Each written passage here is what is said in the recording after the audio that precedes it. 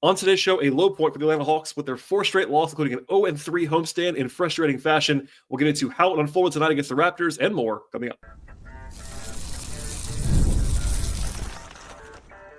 You are Locked On Hawks, your daily Atlanta Hawks podcast.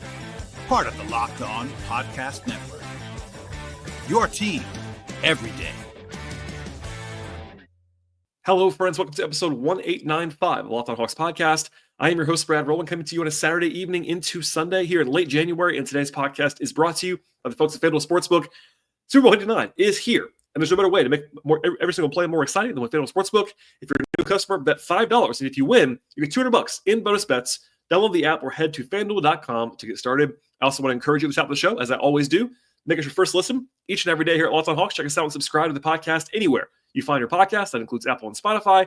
Plus, we're on YouTube. Please like the video as you are watching it there and check us out across the board. And we'll dive in today to what became a very, very frustrating loss for the Hawks, 117-94 at home. This is the 4th straight loss for the Hawks, and I will give all the context in a second. But Atlanta's now lost 4 games in a row. This is their longest, sort of ties for their longest losing streak of the season. Also, an 0-3 homestand in which they were favored in all 3 games in the betting market, including tonight. According to our friends at FanDuel Sportsbook, the Hawks were favorites in this game, and they probably should have been coming in. Yes, no Jalen Johnson, no DeAndre Hunter, no Zachary Ricochet, so they were down to quite literally 0 of their usual forwards in the rotation. And then Trae Young was questionable as well with the right hamstring issue that actually ended up he played the game, but obviously was not 100%. It didn't seem like they did get Larry Nance back from a long absence, plus Clint Capella, but the Hawks led this game 27-15 at the outset. And for the rest of the game, over about 37 minutes of game time, they lost by 35 points. So, broadly speaking, I have to say this just for the nuanced context part of this. If you had this Hawks roster this season and you simply removed Jalen Johnson, DeAndre Hunter, and Zachary Ricochet from the team without replacing them, which is key, it would not be a very good team. And that might seem simplistic. It is on some level. But if you just took those guys away, which they did not play in this game, and didn't replace them, the Hawks would not be a playoff team. They wouldn't even be a play-in team, maybe. They would be a very rough basketball team. And that was the case tonight. So that is true on one hand. On the other hand, this is also true. The Hawks have no business losing this game by 23 points at home to the Raptors, even with the available lineup that they had in this game. And still, like I just said, not a great team available for the Hawks. They cannot lose this game by 23 points at home to Toronto. Part of that was that Trae Young was really bad in this game, and they simply cannot afford that with the other guys that they had out across the board. But they simply just couldn't score the entire game. Outside of Beat Krejci, who was really good, and maybe a Kongwu as well, no one else was good on offense in this game, and they managed to lose my lopsided margin while honestly playing pretty good defense for most of the game and still lost by a lot. So that's the kind of overall picture, I would say, is still a roster that is currently as constructed, just not very good, but they just did not play well enough at all. I think they would all admit that coming out of this one. And as far as the analysis is concerned, I have to start with the offense. It was one of the worst offensive games for the Hawks this season, full stop. This is game 45. It was clearly one of the top 3 probably worst games offensively for Atlanta. And yes, I would give the context about the roster challenges, so maybe not the worst overall when you throw all that stuff in the blender, but they had their actual worst efficiency of the season. They scored 86.2 points per 100 possessions, 0.86 points per possession in the game. That is their worst offensive rating of the season in game 45. They scored 94 points. That's their second lowest output of the season, only 1 point better than the 30-point loss to Boston early in the year. But in that game, they were healthier and playing a much better opponent. So regardless, it was a truly dreadful offensive performance for Atlanta in this game. They didn't even have a 90 offensive rating in any of the final 3 quarters of this one. They didn't score more than 27 points in any quarter in this game. Even in the first quarter, when they were winning this game by a comfortable margin at one point, they didn't even score 1 point per possession in the first quarter while having the lead. It was because the defense was kind of leading the way there at the top of the game. And by the rest of the more obvious box score numbers, the Hawks shot 47% on twos. That's very bad. 30% on threes. That's pretty bad. Ugly numbers there. Even at the line, they got there a lot. They also shot 17 of 25. That's 68% at the line, which you cannot blame on anybody else except for yourself. They had 24 turnovers in the game. They had a 22% turnover rate, which is extremely bad as a team in this one. Ball security was a problem throughout the game. there was very little impact on the offensive glass in this one. They were in the 10th percentile in half-court efficiency, how good they were on a per possession basis in the half-court. They were in the 9th percentile when they ran. So they were bad everywhere offensively in this one. I mentioned this before. I'll say it again later on. Trae Young was quite bad in this game. And that is probably, high on the list of problems in this one. When their roster is this, Trae has to be good, and he just wasn't in this one. And even beyond that, Bogey and Garrison Matthews, they're two sharpshooters, combined to shoot 3 of 17 from the field and 1 of 11 from 3. So it was already going to be hard for the Hawks to score offensively without all of these guys around, especially Hunter and Johnson. That's 2 of their top 3 scorers, all that stuff. Then you throw in Trae being bad and the combination of Bogey and Garrison, the 2 offensive, firepower guys, both being bad in the same game, and it's going to be tough. Vit Krejci did his best to prop things up. He was really, really good, but the rest of the team was 5 of 26 from 3 beyond Vit. I would encourage you to watch the game and just believe me on this one, but they start 2 bigs, as we'll come back to later on. I don't think that the 2 big Larry Nance at the 4th thing worked at all in this game. I know why they did it. It made some sense logically. It just didn't work. They just didn't have enough firepower in this one. It actually is kind of a reminder in a sick way that, like, when Trae is good, he covers up for a lot of stuff, but he was not good in this game at all. And that all kind of put into the recipe just was it was unsightly. The Raptors should get some credit too. They played well, but a lot of it went to the Hawks just not playing well enough on offense and really any aspect of the game. On the small bright side, defensively, the Hawks were pretty good actually overall. They had a 106 defensive rating, which overstates it a little bit. I think they were not quite that good because that's a really awesome number. But the fundamentals were all very solid defensively. They were below average in shooting efficiency, were the Raptors in this game. The Hawks forced 21 turnovers in this game. They only allowed 9 offensive rebounds on 48 missed shots. All that is really good, honestly. Toronto was able to run a lot, but honestly, that was because the Hawks kept turning the ball over on offense and couldn't make a shot. If you just kind of, I always say this, like, you can't just make it a total silo. Your offense bleeds into your defense, etc.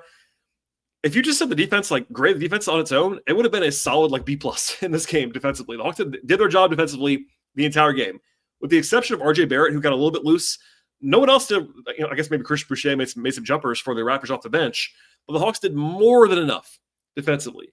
If you just told me, hey, the Hawks are going to do exactly this on defense, even with the roster that they had available, I would have said, all right, the Hawks should be favored to win, and they should be. But they were so bad on offense that it didn't matter. If you can't win or at least be competitive when your defense does this, that's an indictment of your offense in a big way. And we'll leave it there for now as far as like the overall bashing is concerned. But there was just nothing about this offensive performance that was really encouraging for Atlanta outside of Vit. And, it's frustrating. I'll be the first to say, like, this is the worst week the Hawks have had since October. Like, I would argue, and I have before, even on Thursday, if you missed it on the show, I don't think losing to the Raptors at home, even with the current state of the Hawks roster, is as bad as losing to the Wizards or the Blazers earlier this year. Now, that's painting with a broad brush, obviously, and grading on a curve, but I don't think either of these losses, like, individually are, like, all-time outlier bad. But when you go 0-4 this week, and the loss to the Knicks is what it is. It was a competitive game on the road, whatever.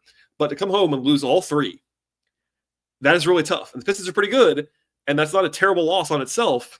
But looking ahead, as we'll get to later on in the podcast, like, the schedule gets more difficult. And if you want to say this, and it's not necessarily untrue, the Hawks have actually been pretty good against better teams this year, so maybe they want to play better teams. Like, obviously, that math isn't really math for me, but no matter what, the Hawks losing this game tonight ahead of a pretty tough stretch of the schedule, doing so where Jalen Johnson's injury is still looming. Like, we don't have any more update on that beyond what I've already told you for the most part, but it is a tough night for the Hawks. Like, I'm not someone who gets too low or too high on the podcast, but I totally understand frustration. I said it before on the cold open, but this is a low point for Atlanta. I won't call it rock bottom. They could certainly lose. They'll probably be favored to lose on Monday, honestly. But it's one of those things where it just was a bad performance. And I would encourage you not to go too crazy about this game, but I get it. You lose 4 in a row and you lose 3 in a row at home, and the pitchforks come out, and I totally get it. So a frustrating one. We'll get into kind of more nuance and detail about this game in a second, who played well, etc. First, though, we're from our partners on the show. Today's show is brought to you by FanDuel Sportsbook, and Super Bowl 59 is here. There's one game, two teams, endless possibilities, and there's no better way to make every play more exciting than the folks at FanDuel Sportsbook. Whether it's predicting who's going to actually score the first touchdown, calling the winner of the MVP award in the game, or even betting on the coin toss before the game actually even begins, FanDuel makes it so easy to partake in all of the action across the board. They have all stuff you're looking for, including over-unders, point spreads, money lines, player props, game props, segment parlays, live betting, and so much more. And with live betting all game long, you can adjust your bets as the game unfolds and feel the thrill from kickoff until the final whistle. That live betting feature also lets you stay involved no matter what happens on the field, and the app is super easy to navigate at FanDuel as well. Plus, knowing that you can actually place a $5 bet and potentially win $200 in bonus bets for the Super Bowl, that is absolutely icing on the cake. Download the app right now or head to FanDuel.com to get started, and you can bet just $5. And if you win, you'll score $200 in bonus bets. One more time, place a $5 bet. If you win, $200 in bonus bets, and the place to go is FanDuel.com. Bet with FanDuel right now, official partner of Super Bowl 59.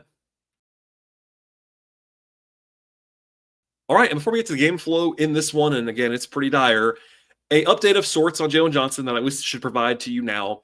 On Saturday afternoon, before the game, the Hawks got their first official release on the shoulder issue that Jalen suffered on Thursday. If you missed it, he was holding the shoulder right away, straight to the locker room. Did not look good, to be honest with you. And the Hawks only updated a little bit on Saturday saying, and I quote, "He'll be listed as out as he undergoes further medical testing and evaluation," end quote.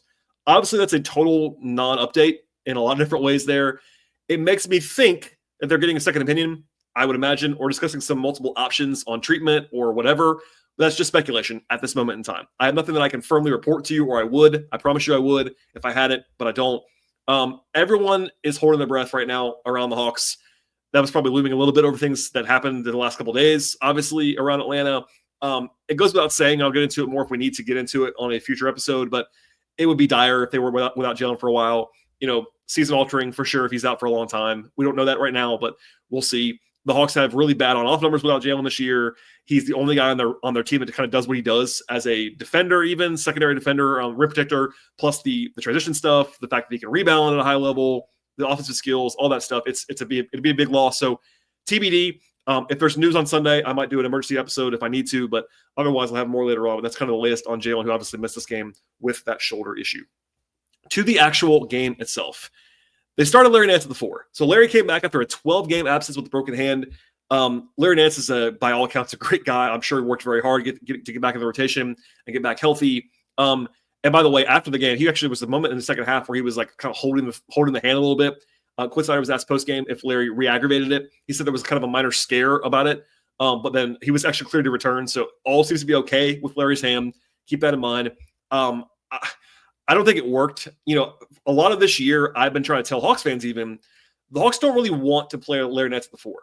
Now, they've done it before. I actually asked Quinn about it before the game, and Quinn did say, he's played some 4. And it's true. He has played some 4. But as Quinn said, even post-game, it's been mostly out of necessity, and also the fact that he hasn't really started in that role. I get why they did it tonight, because if you want to play Nance at the 4, it needs to be with the Kongwu versus Capella, because Kongwu has more versatility, and a Nance Capella front court offensively isn't going to be enough. Similarly to a Kongwu and Capella. That's always been the problem there. Not the defense, it's the offense. It did not work, let's just say. Now, Larry looked rusty.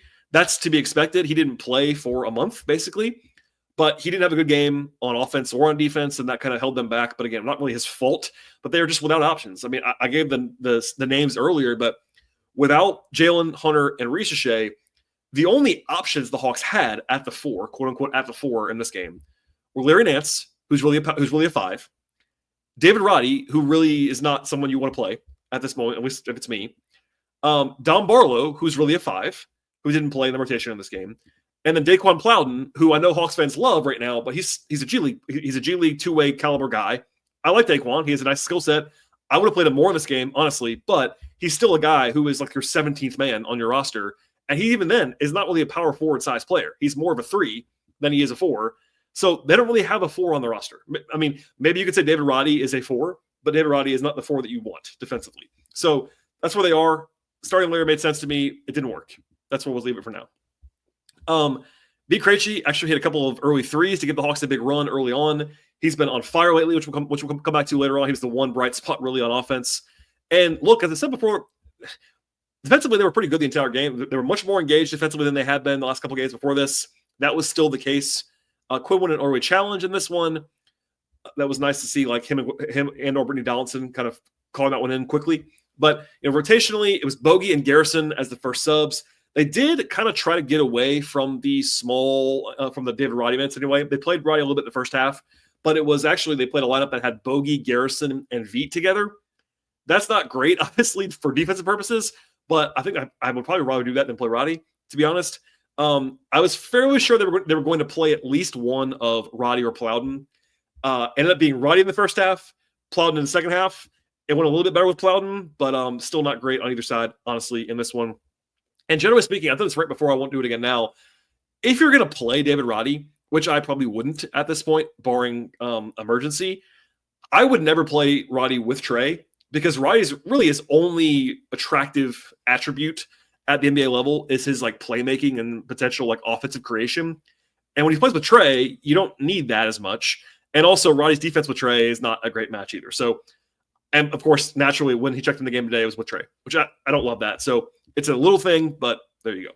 The Hawks are actually up by 12 points, as I mentioned before, with about 90 seconds left in the first quarter. And then they allowed a 7-0 run. And from that point forward, they were not the better team. Ball security was a problem. There was a pretty atrocious loose ball foul on the Hawks that gave the Raptors 2 free throws that were really rough. But it ended up being a 16-2 overall run by Toronto to give them the lead. Atlanta didn't have a field goal for like 7 minutes. Trae had turnover problems the entire game that happened there. Bogey missed his first 5 shots. The bench was terrible in that run. Capella struggled in that first stint. Roddy got killed in his minutes. Like, I would be sympathetic to the notion that the Hawks kind of ran into a wall there offensively that never recovered from. It would be a little bit easier to sell that to me because if you look at the full game plus minuses, the stars were actually worse than the bench. The first time the Hawks hit the wall, though, offensively, it was with the bench unit. And it was an equal opportunity catastrophe, basically. But there was more of that to come, unfortunately, for Atlanta. There was a little bit of the getting back on the rails mid-quarter, and then the Raptors had another big run late in the first half, 14-5. This one to get Cam Nance the starters, which I said before. They're down 7 at the halftime break. Trae did not have an assist in the first half, which is the first time he's done that in 2 full years. I'll have more stats later. He was really not good in this game. That was early and often in this one. Coming out of the halftime break, the Hawks were only down 7. So, it was a bad half of offense. You're still alive. You figure Trae will probably be better in the second half, et cetera, et cetera. I was fairly optimistic at halftime. And then Atlanta came out of the locker room. I'm not kidding you. They missed 2 layups in the first 90 seconds of the second half. It's all right, might be a little bit of a long night here. Then it was a 16-4 run by the Raptors. The Hawks scored 8 points in 7 minutes to begin the third quarter with the starters on the court. This is not Capella dragging down the offense, Roddy dragging down the offense, Bogey or whatever. It was the starting lineup that they used in this game. They got rocked to begin the third quarter. 8 points in 7 minutes, or another way, 8 points in 16 possessions. That's 0.5 points per possession. That is absolutely terrible. It wasn't just bad shooting luck either.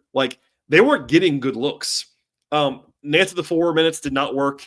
By the way, they had about a negative 24 net rating with the starters tonight.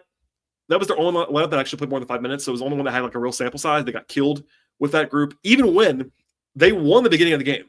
So if you took the net rating of the Hawks starters post first quarter, it was probably minus 50 net rating. They got absolutely destroyed the rest of the game. Not anybody's individual fault necessarily. Nance wasn't very good, and Trae was bad the entire game, but it didn't work. Mercifully, they made a 3. Dyson did in the middle of the quarter, but that didn't solve anything. They actually tried to answer the 5 briefly in the third quarter because the offense was that bad. I think Quinn was just kind of reaching for something to happen there. It didn't fix things at all. And then we went back to Capella after that. They're down 16 points going into the fourth quarter. And a little bit of a look back here. The offensive stuff just collapsed in the second and third. It was even worse in the middle of the game. So they had about an 80 offensive rating in the middle 2 quarters. It was 95 to 100 in the outer 2. So it wasn't it was good, but it was even worse in the middle of the game. Now the Hawks had one time when there was some real optimism in the second half, and it was right now. So early fourth quarter, they have a 9-2 run to begin the quarter. Well, they simply had to have that. Clay Capella actually scored 5 points in a row. The second one of those cut the margin to 9. So it's all right, they're actually back in this game. Then Bogdanović had what I would describe as a wide open three in the air that would have cut the margin to 6. Now, would the Hawks have won the game if he made that shot? I'm not telling you that. But he misses it. I felt it in the moment. I even said it to my friend Kevin Chenard, who sits next to me at games from ATL on 29 and Hawks.com. I was like, that was a big swing when he missed it. Because it was like, all right, that's the kind of shot you have to make when you're trying to make a comeback. He misses it. And then within like 2 minutes, they're down by 18. Like, it was like the game was over like that when the shot didn't go in. Actually, overall, it was a 26-7 run by Toronto from the moment that shot did not go in until the game was basically over. It went from the Hawks being down by potentially 6 to being down by 25 in the blink of an eye, it felt like. And by the way, it's convenient, obviously, but they got just killed after that. Veit missed free throws. He was great in this game. That was tough. Trae, I think, had 4 turnovers. Congo had a bad one. It was a total mess and a total collapse offensively. And I have nothing else to add, really. Like that was when the game ended. Like, I'm not telling you the Hawks would have won the game, but I will always want to know if that shot goes in, if it would have been different. It could have been some vibe stuff, but it was so quick and kind of a collapse. So, look, I think it's probably fair to say the Hawks were more competitive in this game than the final score indicates. Like I said, this is a single-digit game with like 8 minutes left. But they play terrible. Both can be true at the same time. And I'll just do this now. I don't know why Trae was on the court at the end of the game. I do know because he tried to keep his assist streak together and going. By the way, I'll just say it now. Trae's streak of 202 consecutive games with 5+ assists ended tonight, and rightfully so. I didn't like that he tried to get it at the end of the game. Like, obviously the Hawks left him in the game. That's not his fault. But I was glad he didn't get it, honestly, because he wouldn't have earned it at the end of the game. He should have played at the end regardless. Anyway, it was just a weird, rough ending. Like, they did empty the bench. They went to Barlow. It was more Plowden at the end. But yeah, from about the 5-minute mark on, it was over, and it was like just kind of sitting and kind of dwelling in the negativity of a bad loss for the Hawks. All right, more to come in a second when it comes to the player-by-player evaluations. There's plenty to get to there, I promise you, and then a quick look ahead to the week that's coming up for the Hawks. First, though, we're from our partners on the podcast.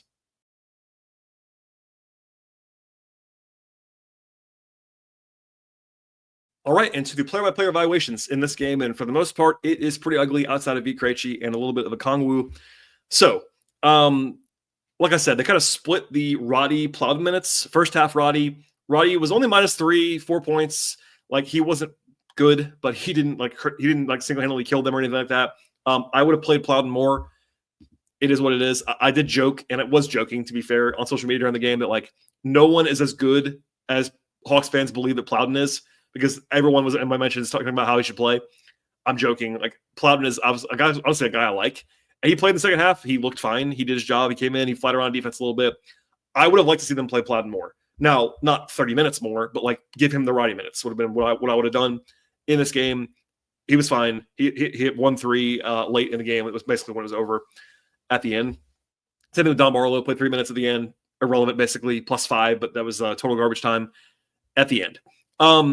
Of the guys who actually played real minutes, Capella played the least, actually 14 minutes for Clint. I guess Roddy and Plowden played real minutes. They were both in the rotation at some point, but Capella actually had a season low in minutes with 14. 5 points, 4 rebounds. Looked okay. I thought played pretty well, actually, in the second half. His first stint was really rough, offensively in particular. Of course, that was the case for most guys in this one. He had the 500 points, actually, in the fourth quarter that were kind of big. I thought Clint looked okay in the second half. He came, of course, coming back after the knee issue on Thursday. Clunky on offense, as it's almost always going to be right now with Clint. But I don't think he was like out of the ordinary for everybody else in this one.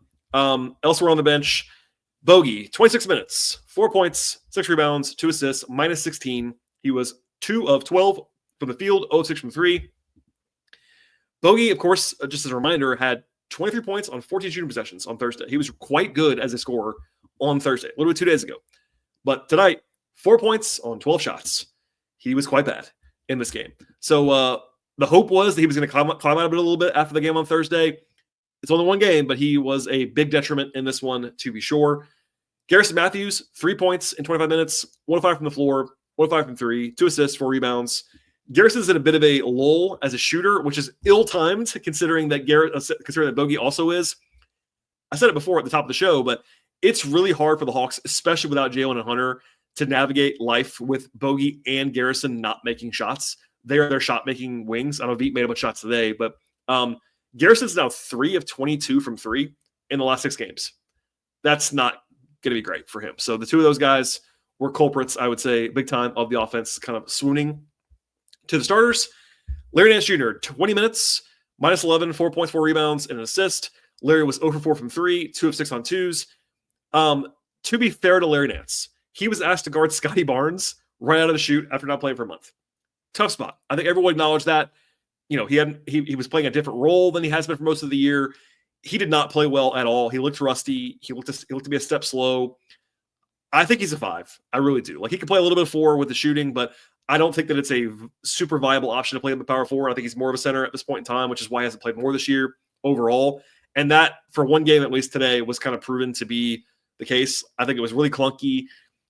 If Jalen and Hunter are both out again, and by the way, Hunter just has an illness. Hopefully he's back and better by Monday. But if they're both out again, I would look to maybe play Plowden just more and try that a little bit more. Nance can play some, but I don't think I would play him 20 minutes at the 4. It's just not his best spot at the moment.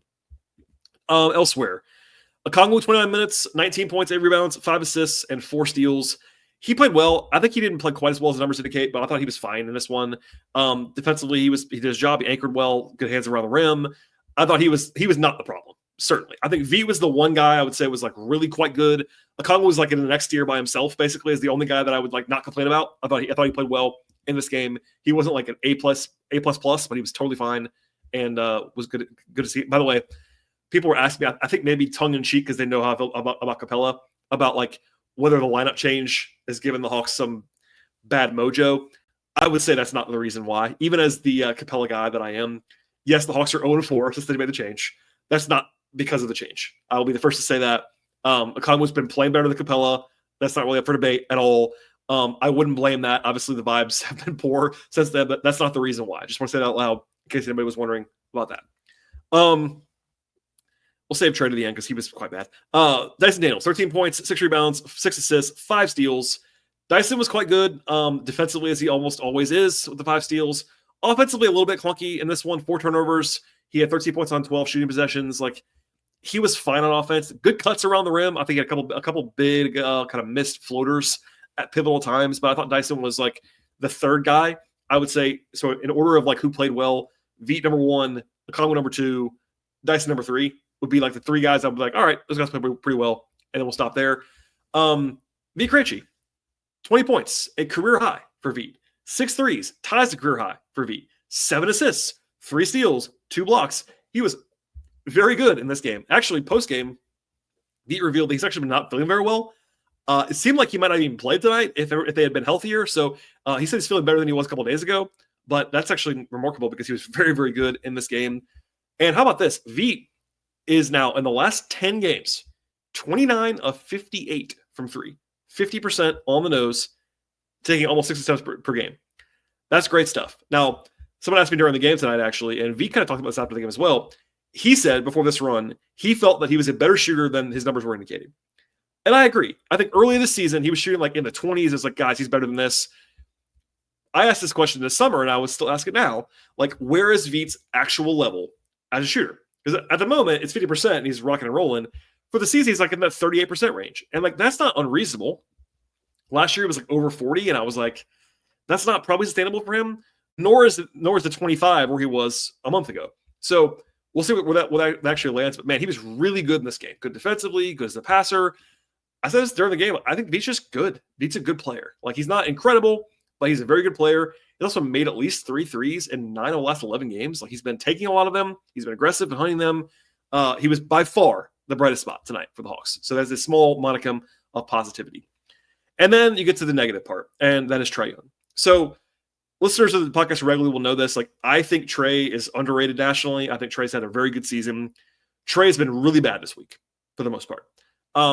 He had a really good second half against Toronto on Thursday until the very end, where he had a couple of missed opportunities. But I thought he was excellent after halftime for a while. But in between that, it has not been good for Trae. And that doesn't mean he's like falling apart now or whatever. But he has been banged up. That's notable to me.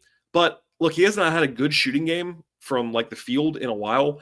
3-point shooting actually been okay recently, but during this little swoon, he had 27 against the Knicks. He was okay in that game, but he was pretty rough against Detroit. He was pretty bad for part of the Toronto game on Thursday, and then tonight it was probably his worst game of the year. It was second worst game of the season. I mentioned before, but the 202 game streak is over for Trae. He ends up with 16 points, 4 assists, 4 rebounds. Not good, not incredibly terrible either, but 11 turnovers for Trae Young. And look, I'll be the first to raise my hand and say there are nights when Trae's going to turn the ball over. But 11 turnovers, you can't do that. There's no way of explaining that away. Like, that's just, you can't have that in any way, shape, or form. Defensively, he's regressed this week. He's been back to kind of his old self, which is not good for him defensively.